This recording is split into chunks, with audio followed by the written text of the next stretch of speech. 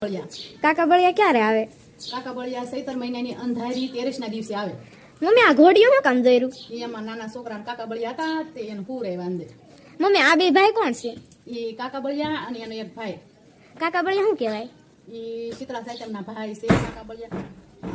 માણસને 75% માણસને ખબર નથી કે કાકા બળિયા કોણ છે એમ. એને તો ખબર નહીં હોય કે કાકા બળિયા ક્યારે આવે એમ.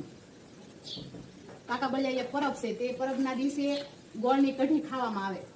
પણ અત્યારે તો કોઈ ખાતું નથી. પણ પેલાના ગઢિયા છે ને એ ગોળની કઢી બનાવતા કાકા બળિયાના દિવસે અને રોટલી ખાવાની. કાકા બળિયામાં શું ખવાય? ગોળની કઢી અને રોટલી એવું કાકા બળિયામાં ખવાય. અને અત્યારના સમયમાં તો કોઈને ખબર નથી કાકા બળિયા ક્યારે આવે એમ. જો તમને અમારા વિડીયો ગમતો હોય ને કાકા બળિયાનો તો લાઈક શેર ને ફોલો કરજો અને 2-3 જણાને શેર પણ કરી દેજો. આવી રીતના બે કાકા બળિયાને ઝારવાનું હોય, એને લીમડાના પાન સાથે અને પ્રસાદી પણ મૂકવાની હોય. પાણીયારે હાસા કાકા બળિયા પાણીયારે જ કરવાના હોય.